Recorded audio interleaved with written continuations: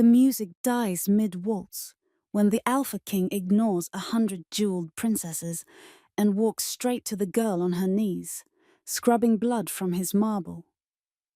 "Rise," he says, and the maid's wrist erupts in silver fire as the high priestess whispers, trembling, "Bonded."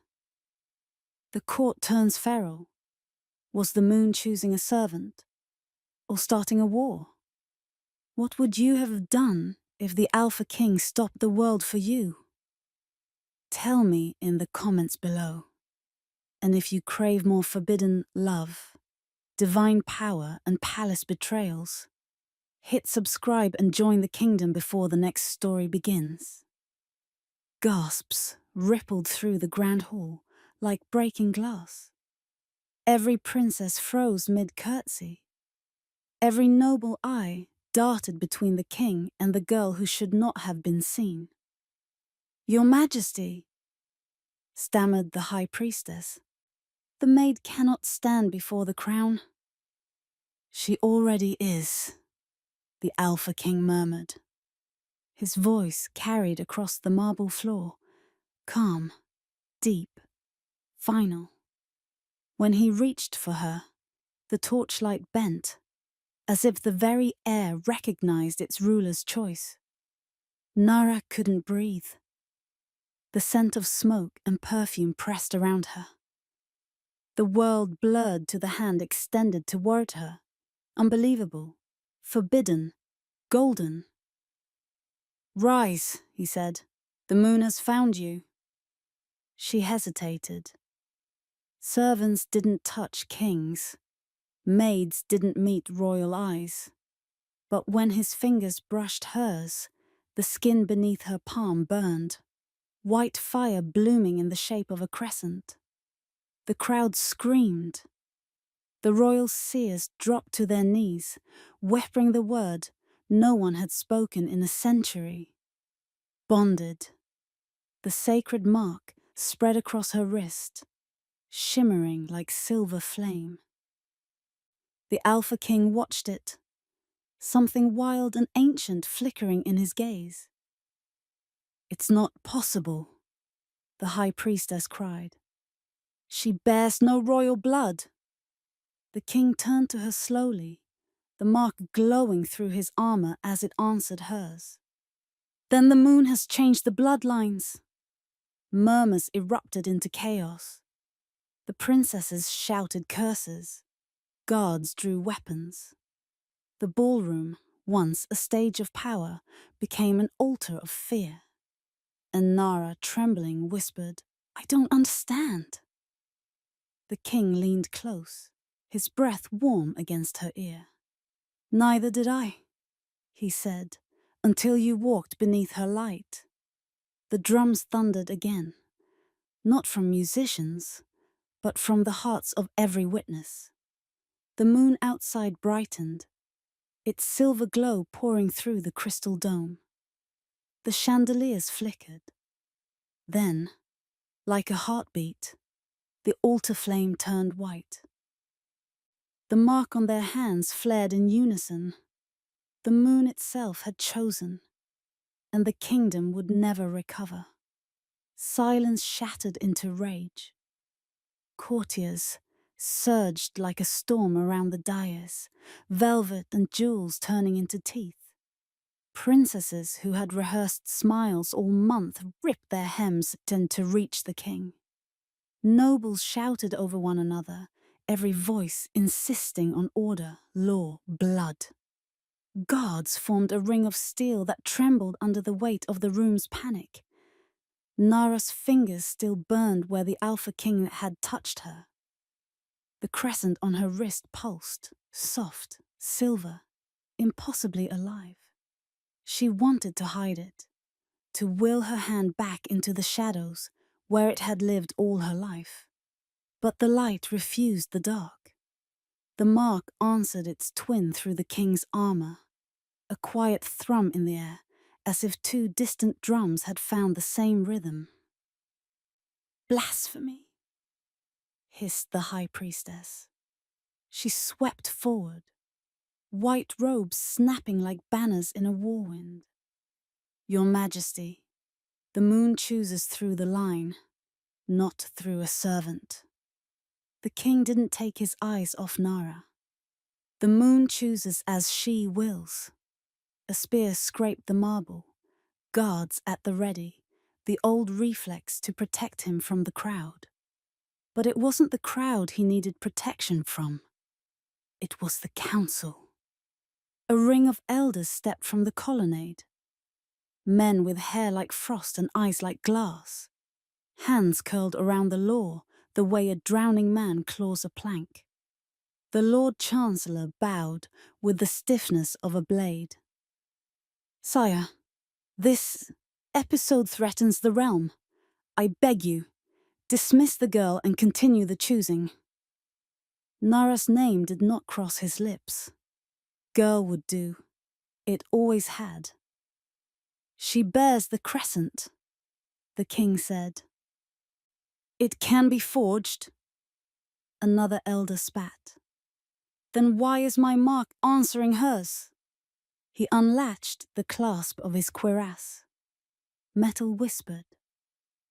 Beneath it, the skin over his heart shimmered with the same soft silver rising from Nara's wrist. Two flames reflecting each other. The ballroom inhaled as one. Witchcraft, someone breathed. Nara felt every stare like a thrown stone. She reached for the bucket beside her. The old instinct to clean, to make herself smaller, to become the floor. But when her palm brushed the cold water, the crescent flared, and a pale ripple shivered over the surface. She yanked her hand away, heart and ricocheting. The king heard it. He heard everything. No witchcraft, he said, turning, slow, deliberate, toward the dais. A bond. Another girl would have fainted. Nara stayed awake out of stubbornness. If the moon had dragged her into light, she would be awake to see it. The high priestess's eyes had gone very dark. Bonds are sworn under guidance, ritual, permission. Her voice cut the air into obedient pieces, permission that has not been petitioned, let alone granted.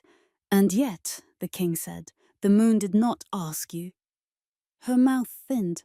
This is not romantic fate, sire. This is war by other names.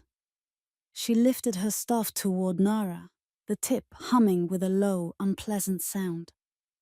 We will test her. The king stepped between the staff and the maid. Sire. The chancellor warned. Stand aside. Say my name when you make your threats. The king replied without looking at him. He eased a fraction to the left, keeping Nara in the lee of his shadow. Only then did he address her for the first time in a voice meant for one person, not a country. What is your name? Her throat worked. She knew it, had said it to herself 1,000 times while no one else bothered. It felt heavier now.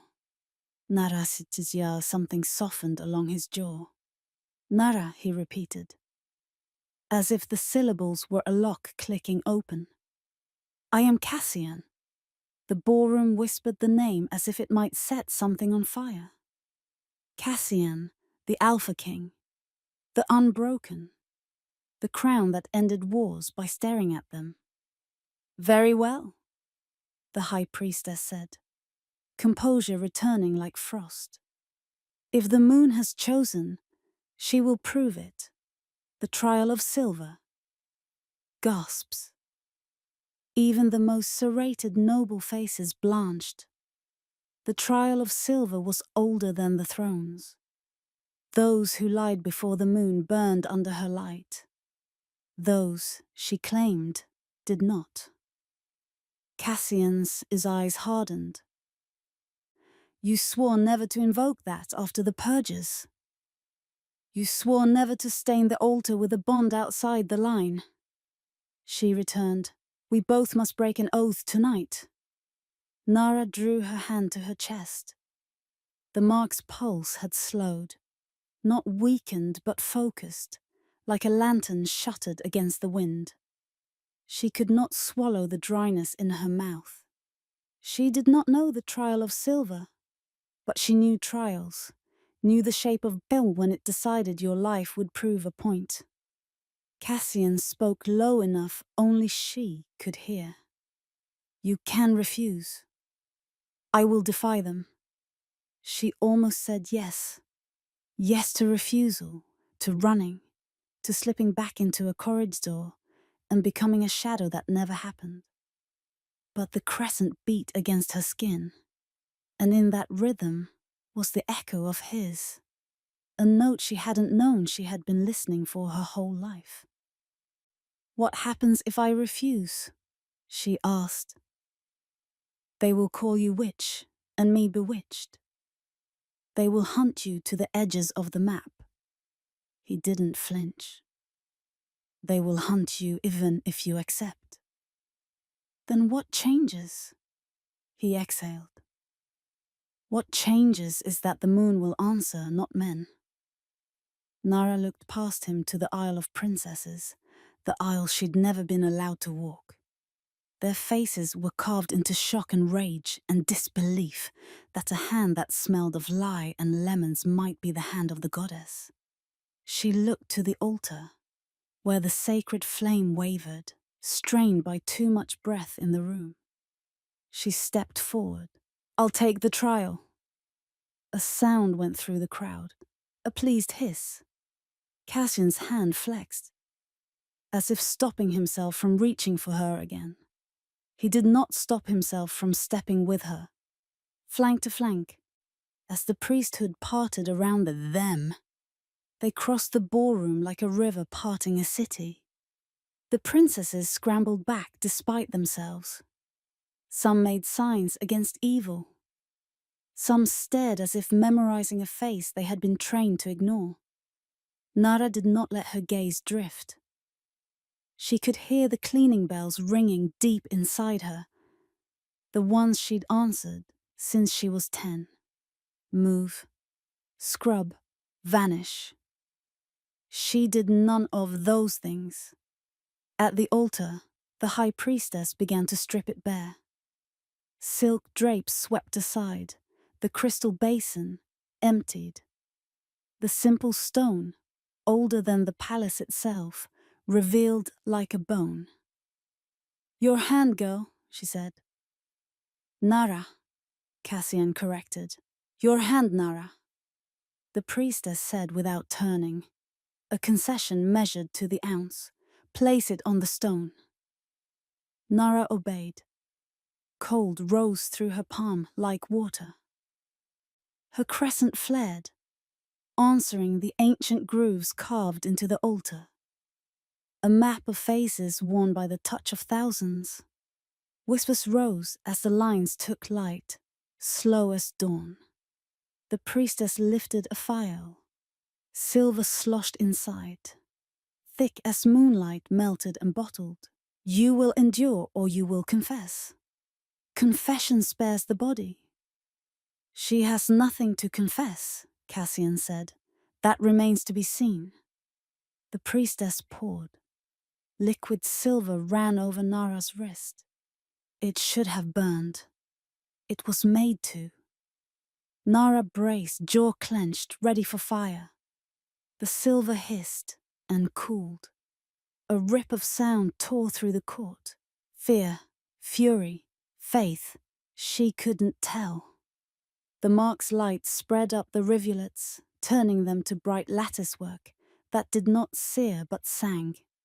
It sank into the stone and the stone answered. A low chime felt more than heard. A bell rung under skin. The high priestess's fingers tightened on the empty phial. Again.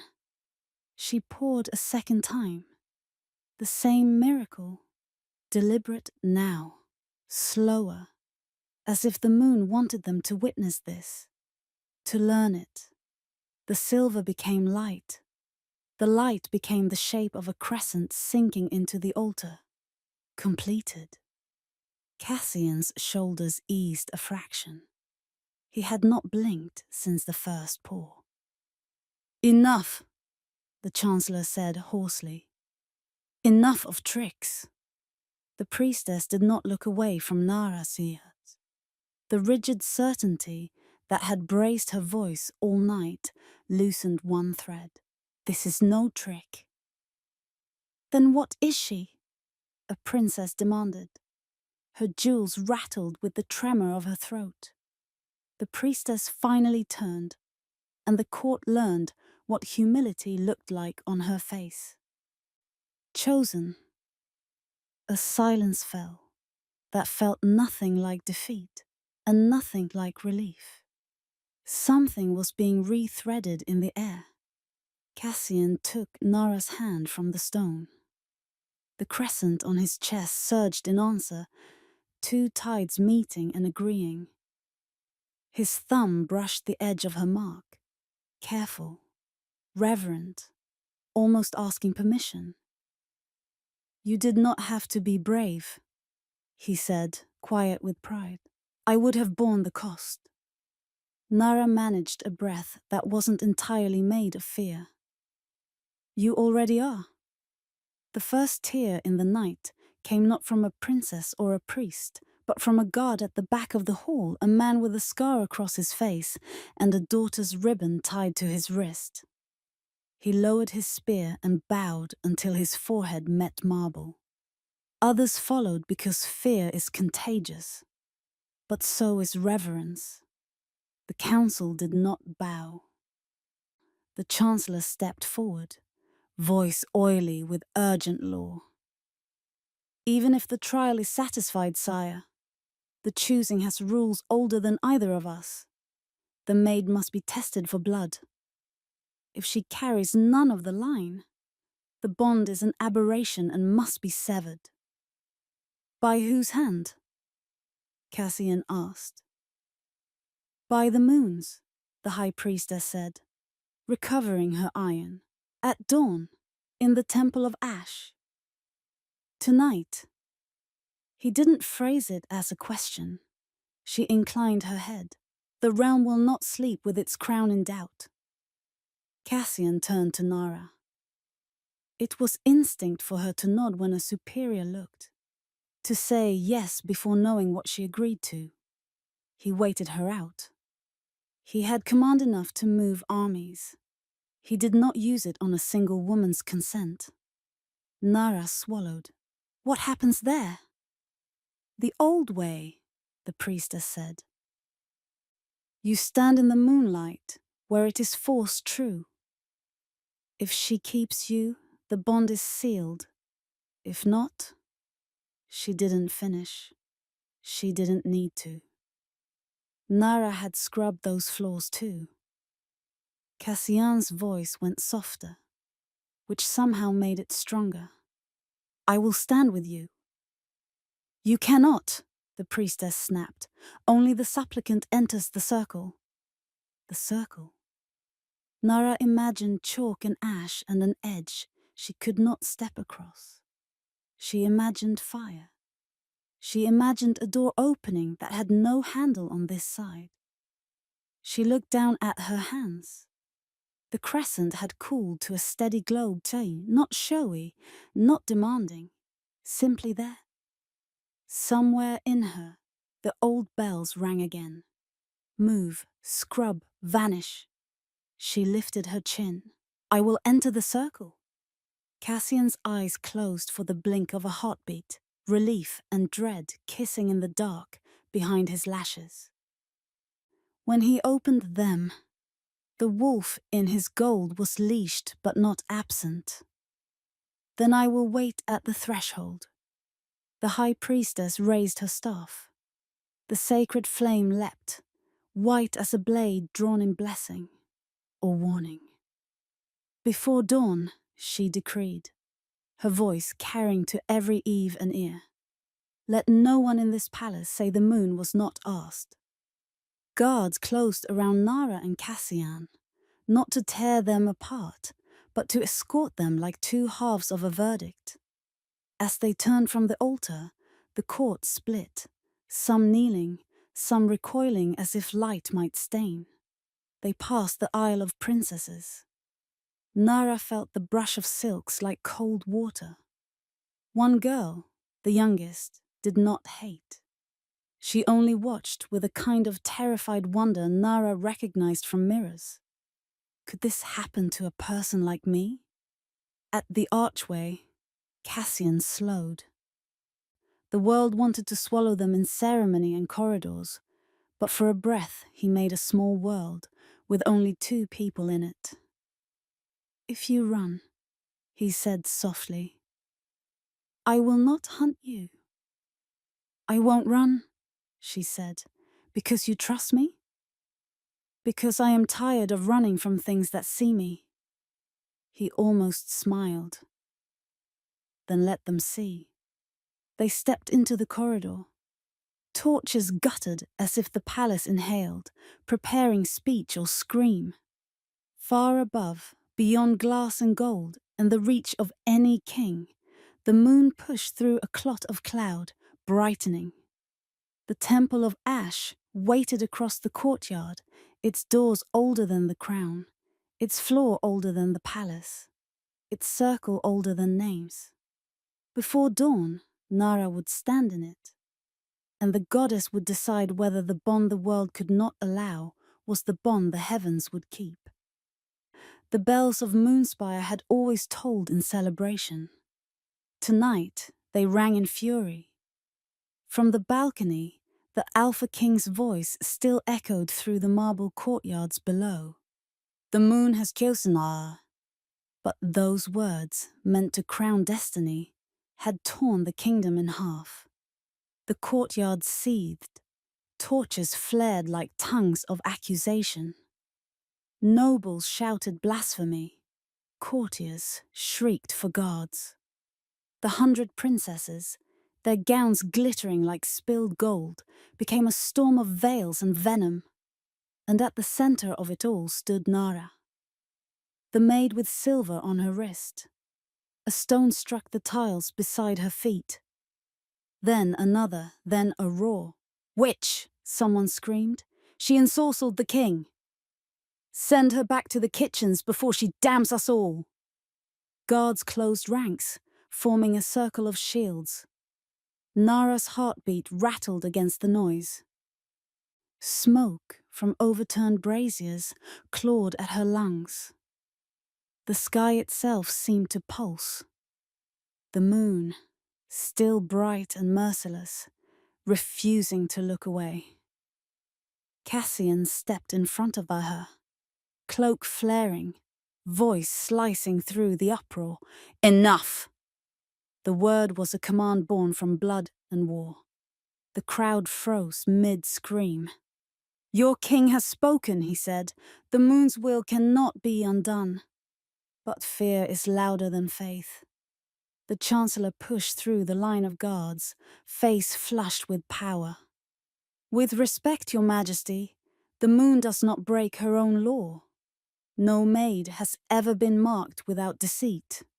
We demand a council judgment." "And what judgment will that be?" Cassian's tone was knife-edge calm. "The one that suits your daughters." Gasps. One of the noblewomen fainted. The Chancellor's hand trembled over the signet at his throat. "She must be tested," he said finally. "If she survives, then..." "If she survives?" Nara echoed. The crowd hushed. The Chancellor swallowed. "Then she is divine." "And if not?" Cassian's eyes burned gold. "Then she was never meant to live." The guards moved in before she could react. The weight of their hands on her arms was more humiliation than pain. The silver mark burned brighter, answering her fear with light. Cassian seized one guard by the wrist. "Touch her again, and you lose that hand." "Your Majesty, take me instead." The council shouted protest. "The trial is not for kings." The high priestess appeared then, descending the marble stairs like judgment carved in flesh. Her staff gleamed with molten silver. "You cannot protect her from this, Cassian," she said quietly. "The moon demands truth. The moon already answered. Then let her answer again." The torches bent in the wind as if listening. The priestess raised her hand. "Bring the girl to the temple of ash." They dragged her through the courtyard. Not roughly, but ceremonially, as if escorting a condemned saint. The crowd followed, spitting prayers and curses alike. "Look at her! She walks without shame. She's bewitched him. She'll burn before dawn." Nara's bare feet slapped against the cold stone.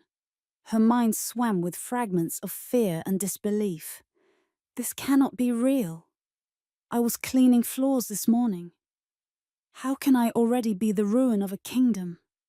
Cassian walked beside her, despite every warning shout. His cloak brushed hers as they crossed the bridge toward the temple.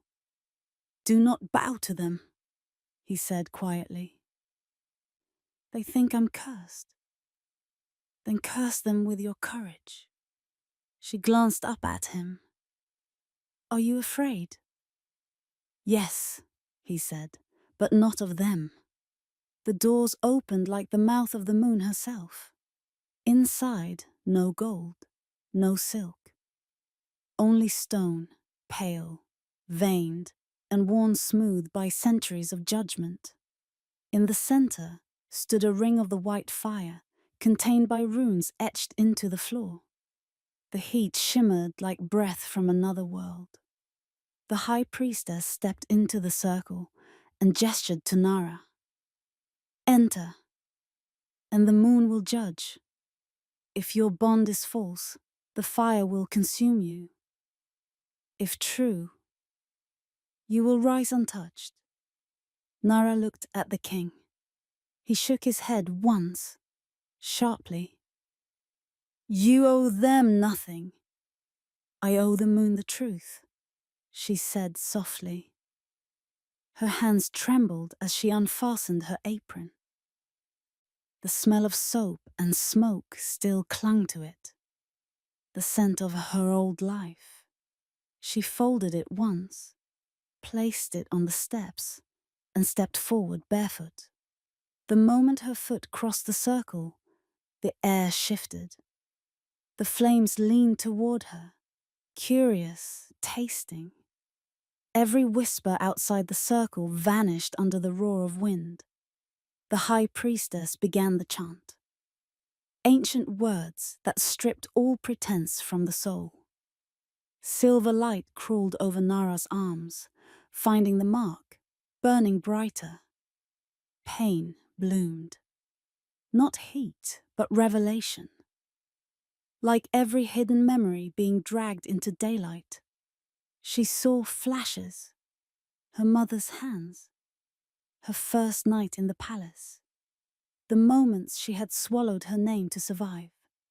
The fire rose higher. Her knees buckled. "Nara!" Cassian's voice tore through the ritual barrier. He took a step forward before gods restrained him. "Do not interfere," the priestess shouted. "She's dying. Then the moon will take her." The flames closed over Nara's head. The world went white. Then, nothing. No fire. No sound. Only stillness. The high priestess faltered mid-prayer. The runes cracked beneath her feet. The flames dimmed, their color shifting from white to silver. From silver to gentle blue. And there, in the center of the circle, Nara stood, unburned, unbroken.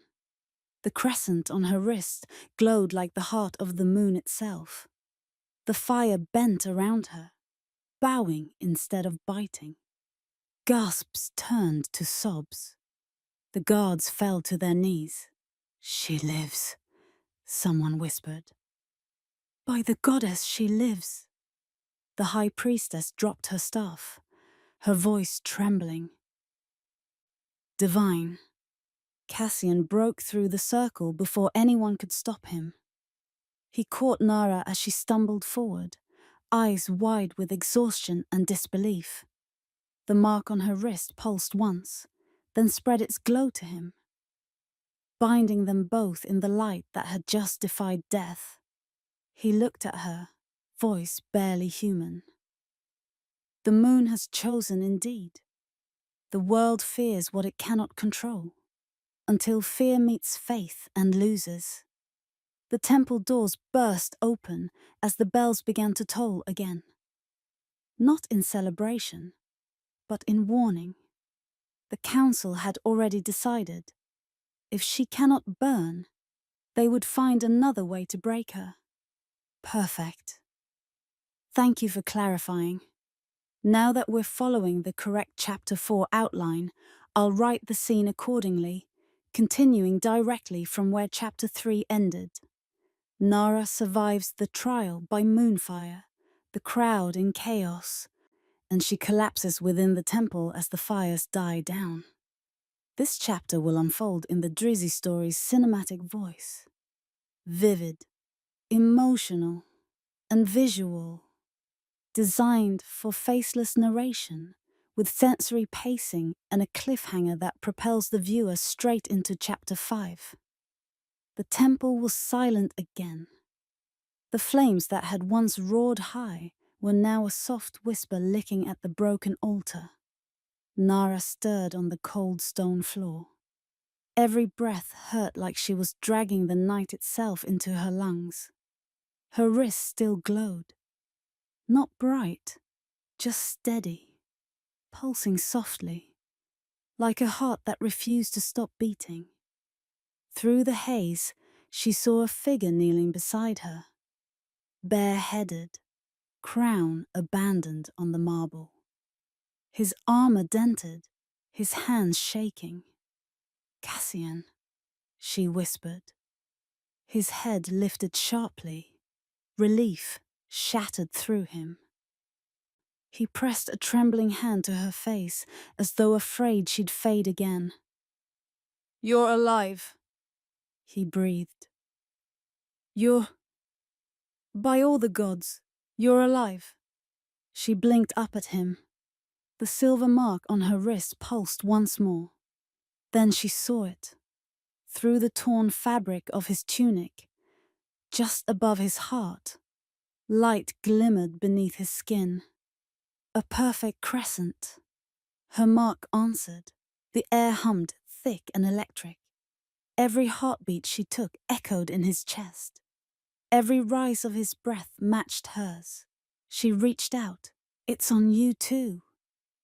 He nodded, voice unsteady. "I felt it the moment the fire took you. The bond didn't stop at your hand, Nara. It reached me." Their joined pulse quickened until it sounded like one rhythm shared by two bodies. She drew her hand back, fear trembling through wonder. "What does it mean?" Cassian looked down at the glowing crescent over his heart. "It means the moon bound more than our souls. She bound our lives." He helped her sit up, his arm steady around her shoulders. Outside, the courtyard burned with torches and voices. Anger, disbelief, worship. The kingdom was unraveling. "The priestess said the bond proves divinity," Nara murmured. "Then why are they still shouting?" "Because power terrifies those who don't have it." As if summoned, the temple doors burst open.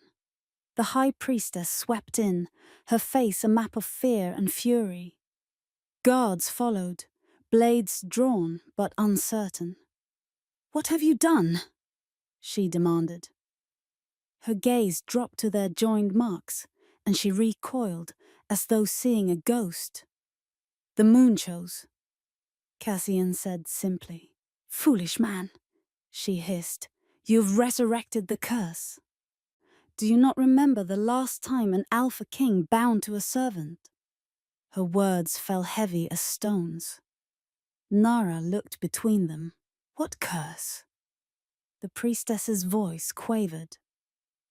A century ago, King Varin bound himself to a healer from the lower clans. Their hearts beat as one.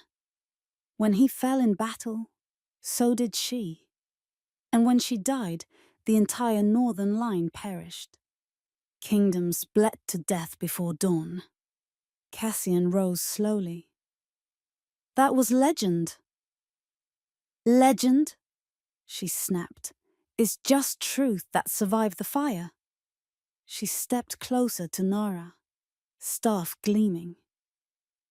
You carry a mark that mirrors the throne. Every pulse of your heart now governs the king's. If either of you weakens, so does the realm. You will doom us all. Nara's mouth went dry. So you'd rather we be dead separately than alive together? Better widowed by law than slaughtered by fate. Cassian's tone dropped to iron. You speak of law while breaking the goddess's will. The goddess's will is balance, the priestess countered, and this bond tilts the world. The priestess raised her staff, and the crescent light spilling from Nara's wrist brightened in protest. I can sever it, she whispered, for the good of all. Cassian drew his sword in one smooth motion. You'll die before you try. The guards froze. No one moved. The only sound was the joined thrum of two hearts bound by the moon. The priestess lowered her staff, pale with realization. So be it, she whispered. Let the council decide. By midnight, the temple was a courtroom. The council gathered under the cracked dome. Robes, chains, the smell of incense and politics. The nobles sat on one side, the priesthood on the other. In the center stood Nara and Cassian, bound not by rope, but by light. The chancellor spoke first, his voice cold as winter. The realm cannot be ruled by two hearts tied to one death. This bond is treason to divine order. She is the divine order, Cassian snapped. You watched her walk through fire and live. Then she should have stayed in it. Murmurs of approval rippled through the chamber. The priestess raised her hand. If we kill one, we kill both. The moon has made that clear. The chancellor nodded grimly. Then neither shall die. Not yet. Nara's pulse skipped. What does that mean? It means, the priestess said softly, you will be separated until the moon recedes. If your bond weakens in isolation, then it was never true. And if it holds? Cassian demanded. Then the kingdom must decide whether it can survive two rulers who share a single heartbeat. Two guards stepped forward. Chains of tempered silver gleamed in their hands, the kind used to restrain wolves, not people. Cassian reached for his sword, but Nara caught his arm. The crescent marks between them glowed brighter, pulsing against the metal. If you fight, they'll call you mad, she whispered. If you submit, we'll have time. He looked at her as though memorizing her face. You're teaching a king to yield. I'm reminding him how to survive. He smiled then, small, fierce, tragic. You speak like someone who's already worn chains. I have, she said, and I know how to break them quietly. The priestess turned away. At dawn, they will be taken to separate cells until the council convenes. May the goddess have mercy on whatever is left of them. As the guards led them through opposite doors, the crescent light between their marks stretched into a thin thread of silver across the floor, taut, trembling, unbroken. Every eye in the chamber followed it, terrified. Because for the first time in living memory, the moon's bond refused to sever. And as the doors slammed shut, one word echoed through the temple, spoken by no human mouth, yet heard by all. Mine. Rain lashed the palace walls like claws. Thunder rolled through Moonspire, shaking its bones. The temple above still smoldered from the chaos of the trial. But beneath it, deep in the fortress's belly, two hearts beat in rhythm through iron and stone. The dungeons were carved from the mountain's ribs. Cold, silent, soaked with centuries of despair. No light entered except for what the moon forced through the barred grates in the ceiling, trembling silver across damp floors. Nara sat against the wall of her cell, chains at her wrists, glowing faintly, her body weak but her spirit unbroken. She could feel him. Every pulse of Cassian's heartbeat echoed faintly in her chest. Every breath he took drew warmth through her veins. The moon had bound them, but man had divided them. The guard's boots faded up the hall until there was nothing but the drip of water and the growl of thunder above. Then, his voice, low, roughened, close. Nara. Her head snapped toward the sound. Across the narrow corridor, through the veil of shadows, she saw him, bare-chested, chained to the opposite wall, eyes burning gold even in the dark. Cassian? He smiled faintly, though his lips were split. You're awake. I never slept, she whispered back. The bond won't let me. He exhaled softly, nor me. Every time my heart slows, I feel yours calling it back. She pressed her hand to her chest, where her mark pulsed dimly beneath torn fabric. Why did they lock you here? For loving what the moon sent, he said simply, and for not being afraid of it. Lightning flashed through the narrow slits in the ceiling, painting his face in white light for a heartbeat. The sight of him, worn, chained, yet still defiant, seared itself into her soul. Well, what did the priestess mean? Nara asked softly. When she said the last bond like ours destroyed empires. Cassian's eyes lowered, because it did. But that was never the whole story. He glanced toward the corridor, then leaned closer to the bars. Listen carefully. My ancestors wrote a prophecy the council buried, one the priesthood swore to erase. Nara's pulse quickened. What prophecy? He met her gaze, that the moon would send love clothed in rags to heal the blood of kings. Her breath caught. You, he said. You walked into my palace covered in ash and humility. You faced flames meant to kill gods. You didn't need a crown to command the moon's favor. I was just a cleaner, she murmured. And yet the moon chose you, he said. Because only someone untouched by power can wield it without corruption. For a moment, the dungeon didn't feel like stone. It felt like the edge of destiny. The rain above grew heavier. Lightning struck so close, the entire dungeon shuddered. Nara winced, covering her ears. The chains on her wrists rattled, vibrating in rhythm with the storm. Then she felt it. A hum, low and alive, crawling through the metal links into her skin. Her mark responded, glowing brighter with each thunderclap. Across the corridor, Cassian's chest flared in time. The air between them thickened with silver light. Cassian, she whispered, do you feel that? Yes, he said, the bond's waking. The chains around her wrists began to shimmer. The metal turned red, then white hot. She pulled instinctively, and the links fell apart like threads burned through. Cassian's eyes widened. "You broke them." "No," she breathed. "We did." She crossed the corridor, kneeling by his cell. The bars pulsed faintly, veins of light spreading along their edges. Nara pressed her palm to the cold iron. "The moon bound us to share strength. And pain," he said. "Then let's make it worth something." The dungeon began to tremble. Bolts hissed loose from the walls.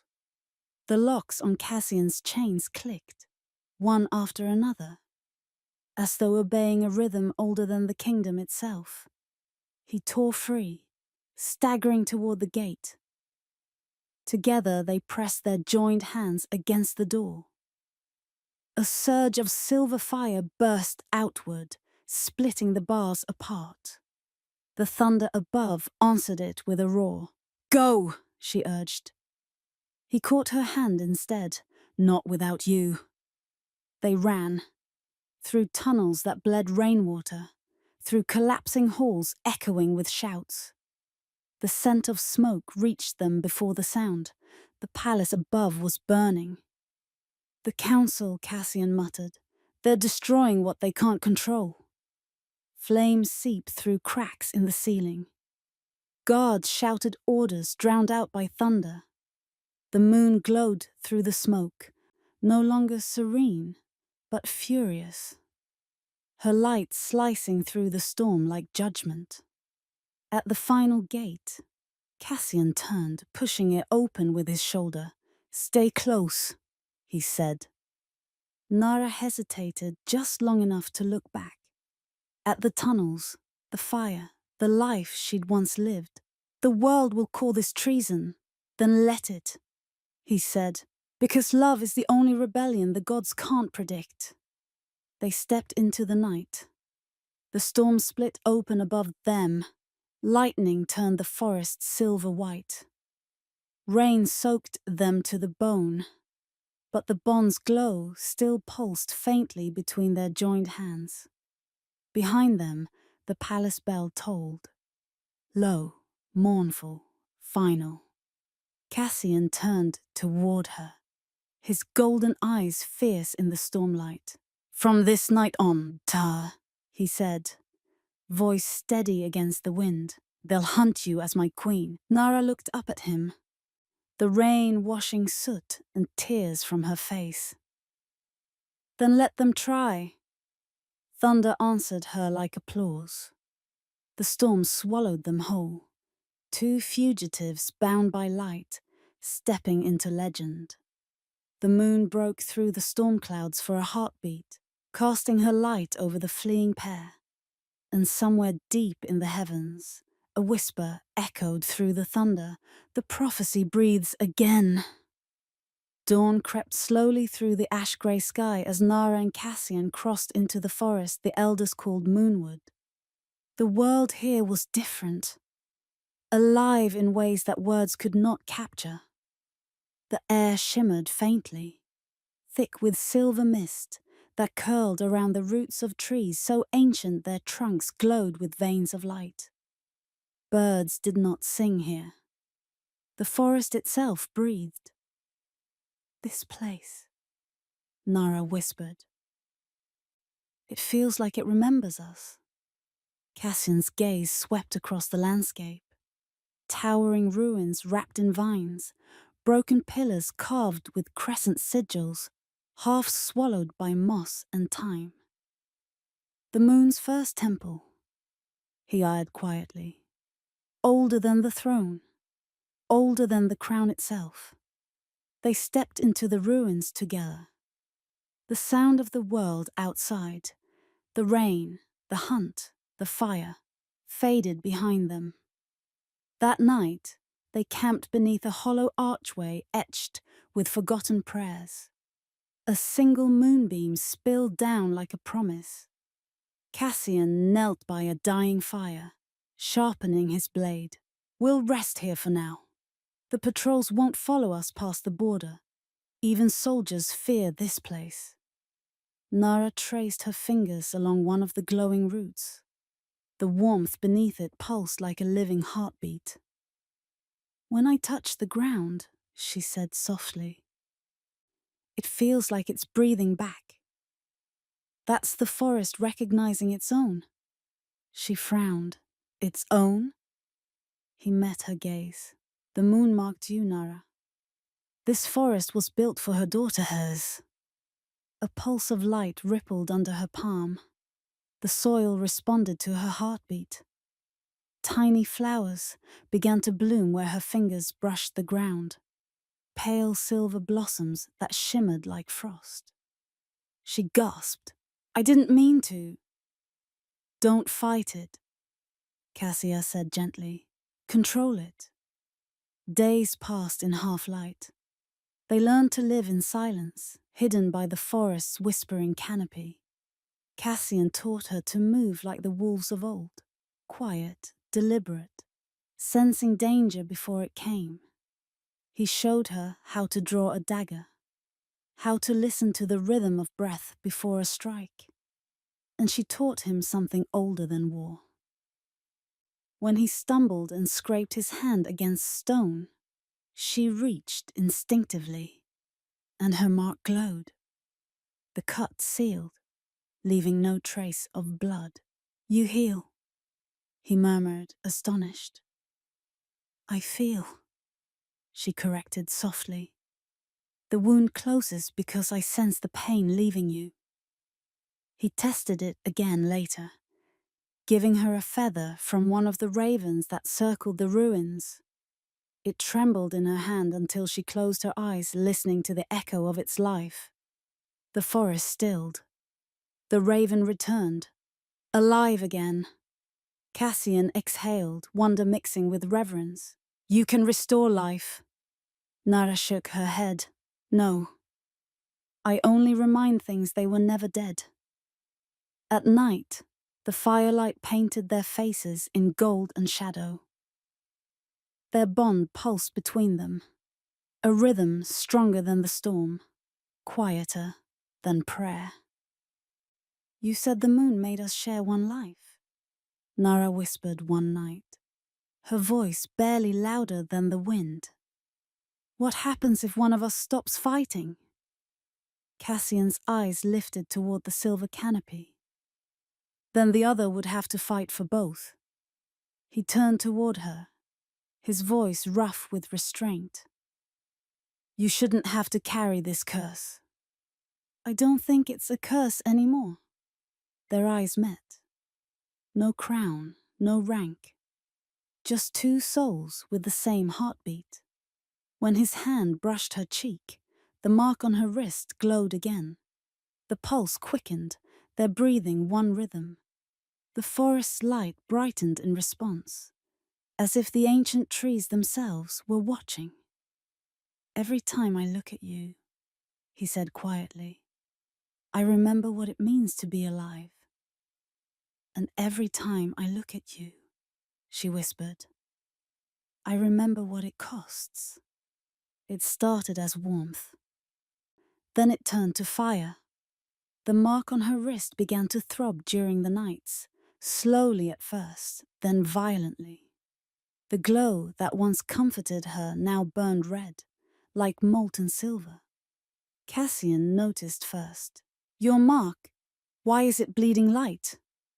She gritted her teeth, clutching her wrist. "It's just pain, it will pass."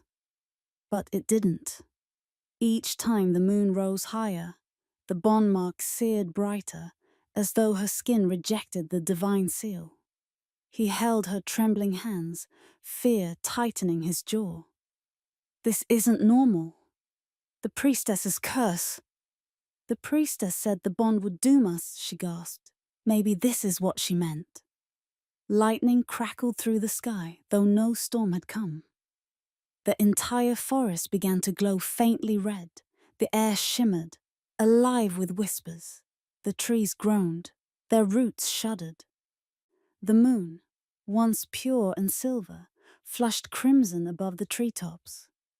Nara stumbled backward, clutching her arm. Her pulse raced out of rhythm with his. The bond thread stretched between them, flickering in and out of existence. "Nara!" Cassian shouted, reaching for her. She fell to her knees, gasping. "It's burning from the inside." He caught her just before she collapsed fully, the light from her mark searing against his chest. The forest howled around them, ancient voices rising from every shadow, whispering warnings in languages long forgotten. Cassian looked up at the blood-red moon. No, not her. Not now. The crimson light descended over them like a judgment.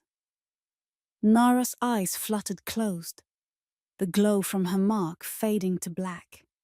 And as her body went limp in his arms, the whispering forest fell silent. Cassian pressed his forehead against hers, desperate, trembling. "Stay with me," he whispered. The moon burned red above them, its light dripping through the trees like blood. In the distance, wolves began to howl, not in mourning, but in warning. The capital had not slept since the fire. Smoke still coiled from the palace towers, and the air reeked of iron, salt, and fear. In the siege chamber beneath the throne, the high priestess stood surrounded by a ring of chanting acolytes. Candles burned blue, their flames bending backward as if afraid. On the altar before her lay two relics, a sliver of the king's armor, still stained with his blood, and a crystal vial filled with something darker, Nara's blood. The priestess's voice trembled as she spoke the forbidden invocation. "By the light that binds, by the blood that betrays, by the will that governs heaven and earth, let the moon unmake what folly has joined." The air thickened. The chamber's walls groaned. Outside, the light of the full moon flickered once, then dimmed. For the first time in living memory, Moonspire was cast in shadow. Far from the city, in the heart of the moonwood, Nara convulsed. Her mark flared, a burning scar that clawed its way up her arm to her throat. Cassian was at her side in an instant. "Nara, talk to me, what's happening?" She could barely breathe. "Something's pulling me apart." The air around them crackled. Every vein of silver in the forest dimmed, as though the ancient power itself recoiled in fear. Then came the scream. It wasn't human. It wasn't divine. It was both. A cry that ripped through the world and made the sky shudder. The bond, Cassian realized, his voice hollow. "They're breaking it." She fell to her knees, gripping her chest. "She's using blood. Mine and yours." He caught her trembling hands. "How do you know?" "I can feel it." Her voice cracked like glass. "Every thread between us is unraveling." The crescent mark that once pulsed with life now flickered erratically, dimming with each heartbeat. Cassian's instincts took over. He threw his cloak around her shoulders and lifted her to her feet. "Hold on to me." "We have to go back," she gasped. "If she severs it completely." "She won't," he growled. "Not while I still draw breath." He whistled low, a sound that carried through the trees like a command. Moments later, shadows moved, his loyal wolves emerging from the mist, their eyes gleaming with faint silver light. The Alpha King mounted the lead beast, pulling Nara up behind him. "Hold tight. Don't let go, no matter what happens." The forest answered their urgency. Branches parted. The earth itself seemed to open a path before them. Above, the moon bled through cracks in the clouds, pale and trembling. "Faster," Nara whispered, clutching his arm as the wind tore through her hair. She's almost finished. Cassian's eyes flashed gold. Then we'll finish first. They raced across the wilderness, the howling of the wolves merging with the thunder rolling over the horizon. Inside the siege hall, the priestess's acolytes trembled as their candles sputtered. One fell to his knees. "High One, please, the moon's fading." The priestess didn't stop. "Then we are close to victory." Blood from the vial poured into the circle. It hissed where it touched the carved sigils, smoking like acid. The fragment of armor at the center glowed faintly, then split with a sound like a breaking bone. The ground shook. A ripple of dark energy surged outward, rattling the marble columns. "Let her heart be forgotten," the priestess cried, "and his crown restored." The last candle went out. Above the palace, the moon's light vanished completely, leaving only shadow. Back in the forest, Nara screamed. The sound pierced the wind, echoing through the trees. Cassian reined in the wolf, dismounting even before it stopped. He caught her as she collapsed, her mark flickering between life and nothingness. "Nara!" He shook her gently. "Stay with me." She gasped, her voice breaking into a whisper. "She's killing us both." "Then she'll have to face us to finish it." He lifted her again, ignoring the pain in his chest, the bond tearing at both their hearts. The closer the moon fell into shadow, the colder the world became. Even the stars seemed to blink out, one by one. By the time they reached Moonspire, the once golden city had turned to a wasteland of ash. The palace towers leaned like broken spears against a sky gone grey. Lightning forked across the clouds, but gave no light. Cassian dismounted, cradling Nara close as they ran through the shattered gates. The guards didn't stop them. Most had fled, driven mad by the darkness. Every corridor echoed with whispers, prayers, screams. "She's in the throne hall," Nara breathed. "I can feel her voice." The deeper they went, the more the world warped, the air heavy, the marble bleeding shadow. The siege chamber blazed with unnatural light. The high priestess stood in the center of her circle, her robes soaked in crimson sigils. The broken armor fragment now floated above her hands, spinning faster with every chant. Her voice rose, trembling with power. "Let the bond be undone, and the curse buried forever." Cassian's roar cut through her words like thunder. "You dare defy the moon?" The priestess turned. Her eyes glowed pure white, her voice layered with something otherworldly. "I serve her balance, not her chaos." Nara stumbled into the chamber, weak but defiant. "You call love chaos? Love makes kings weak." The priestess hissed. "It breeds mercy, and mercy births ruin too." Nara's mark flared silver, one last spark of rebellion. "Then let mercy burn you." She lunged forward, but the priestess slammed her staff into the ground. A shockwave hurled them both backward. The sigil circle burst open, swallowing the floor in spirals of shadow. The moon's reflection in the shattered windows began to crack, lines of light splintering across its face. Cassian pulled Nara close, shielding her. "If she breaks the moon, she breaks us all."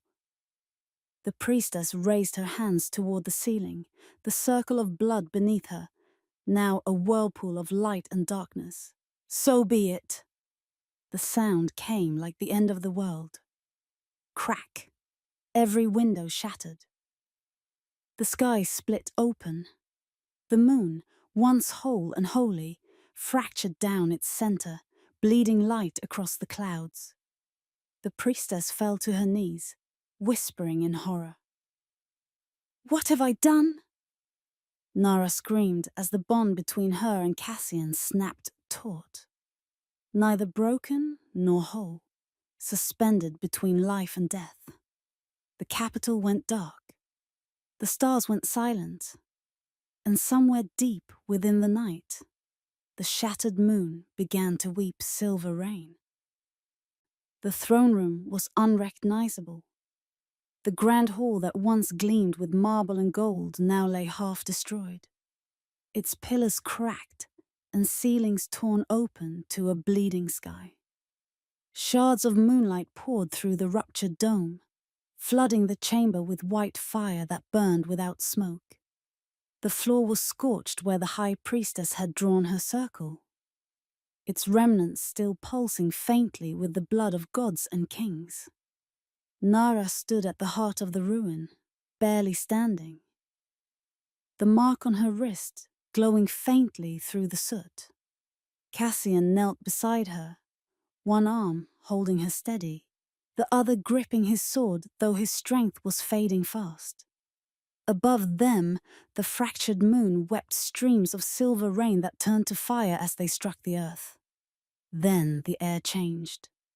A hum deeper than sound trembled through the stones. The moonfire coalesced into a swirling column of light descending from the heavens. The goddess had come. Every soldier, every priest, every servant who remained dropped to their knees. The column split the air like a blade of eternity. Within it, a silhouette formed. Neither woman nor shadow, but both, cloaked in light that shimmered with every phase of the moon at once. When she spoke, her voice came from everywhere and nowhere. "Who dares unmake what I have joined?" The high priestess raised her trembling face. "I did, Great Mother. I sought to preserve the balance." "Balance?" The voice shook the world. "You sought to preserve power."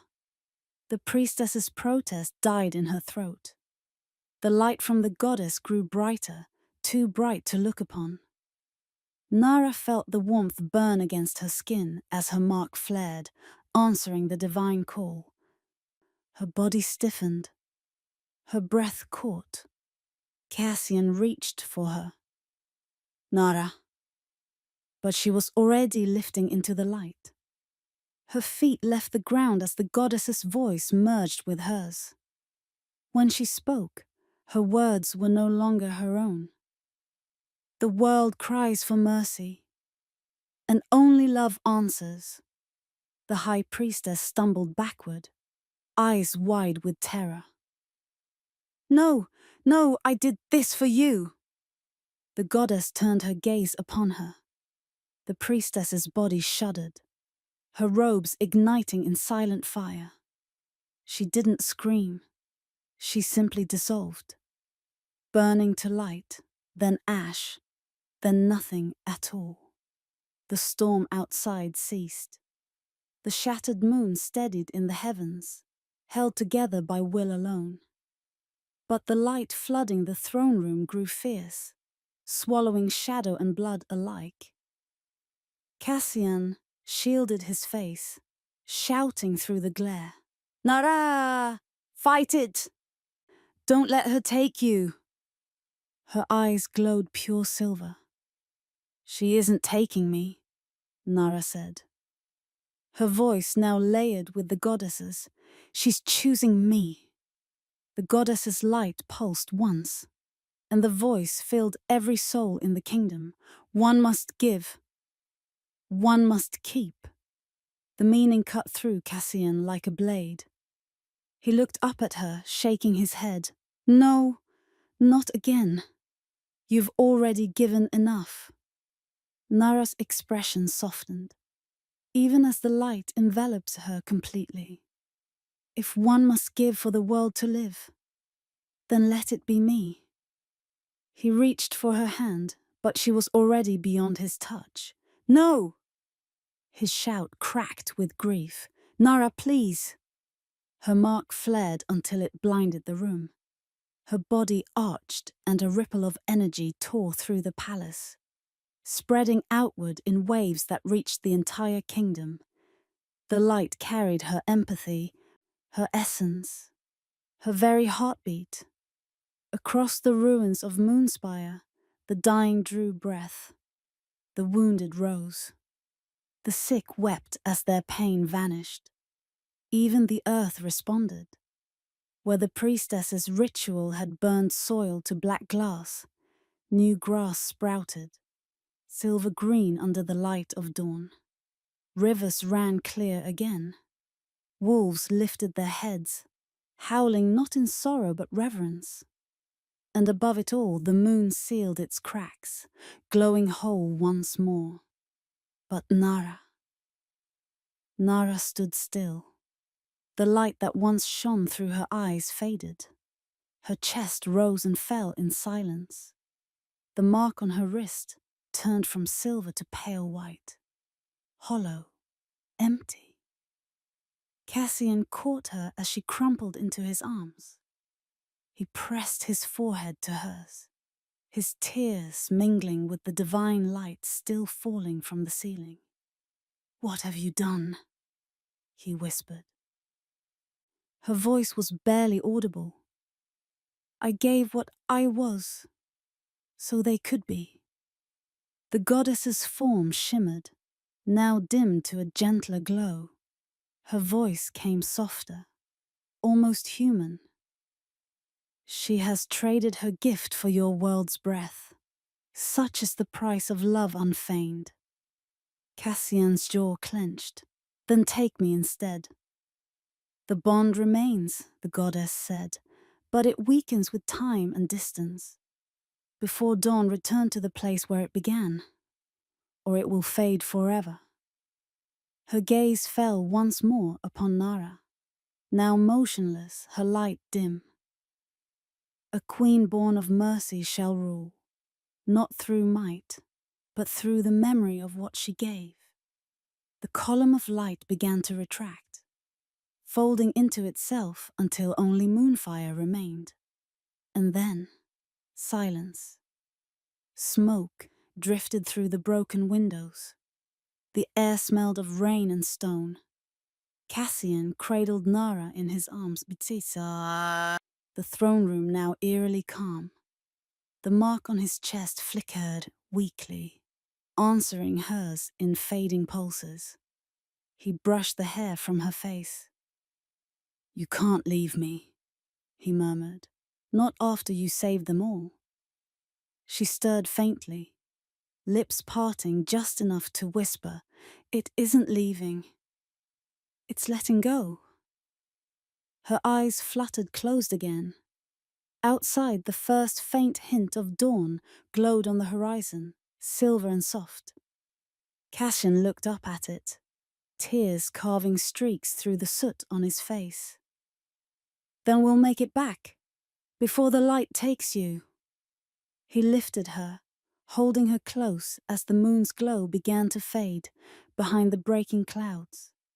As he carried her from the wreckage, the goddess's final whisper echoed through the air, wrapping around him like a promise and a warning. "Return before dawn, or the bond shall fade forever." The rising sun broke across the horizon, and the race for love's last breath began. The moon courtyard had changed.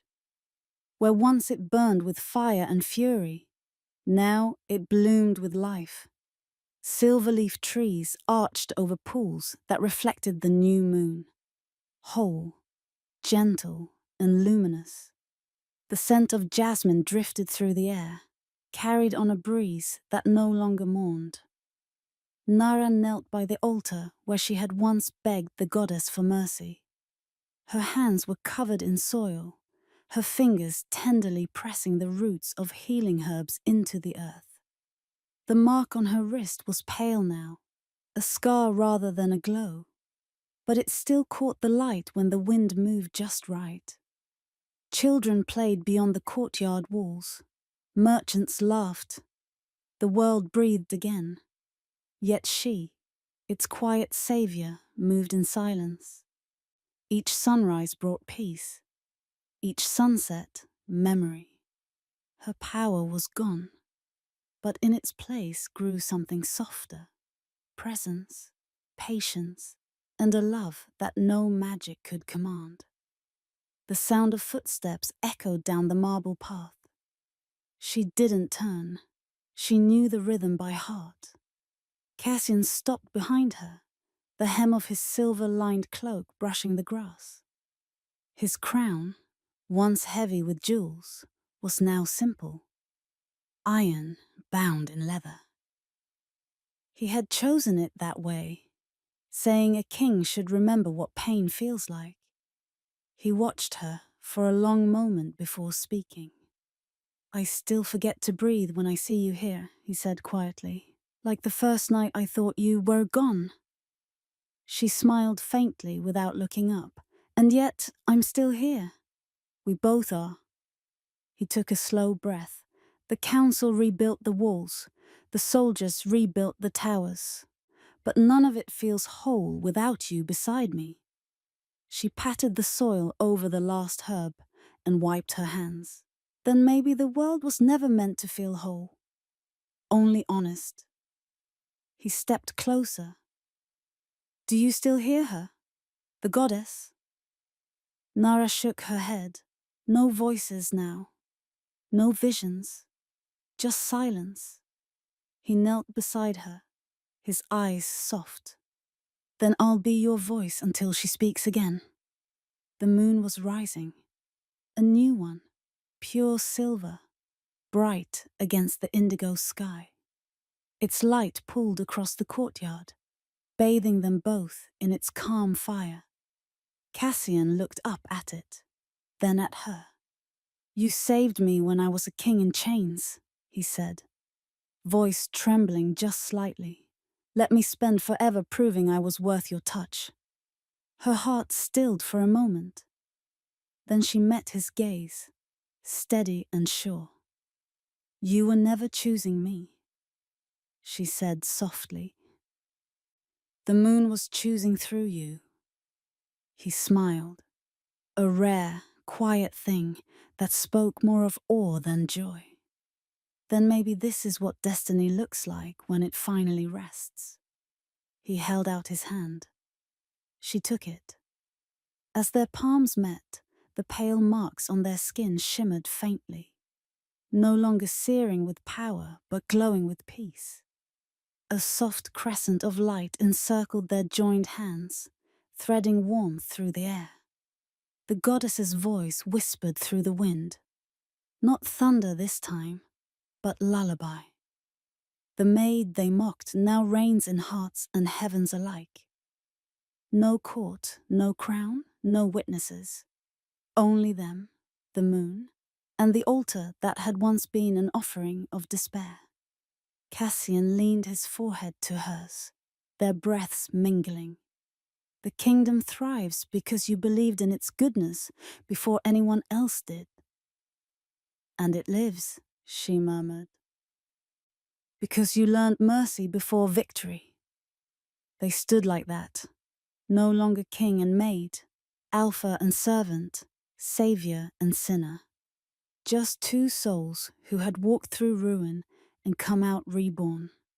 The moonlight wrapped around them, soft and endless, sealing not a bond of magic, but one of choice. As dawn neared, the city bells began to ring. The sound was not for battle this time, but for blessing. He turned toward the gates. "They'll be expecting us at the ceremony." She smiled. "Let them wait. Queen should arrive last." He laughed under his breath, taking her hand once more. "You were never meant to follow. You were meant to lead beside me." They walked together through the garden aisles, the morning light chasing moonfire across the horizon. Every flower that brushed her fingers seemed to bow in greeting. Every breath of wind whispered her name, and above them, the goddess's final words hung in the silver dawn. Love born in humility crowns the world in light.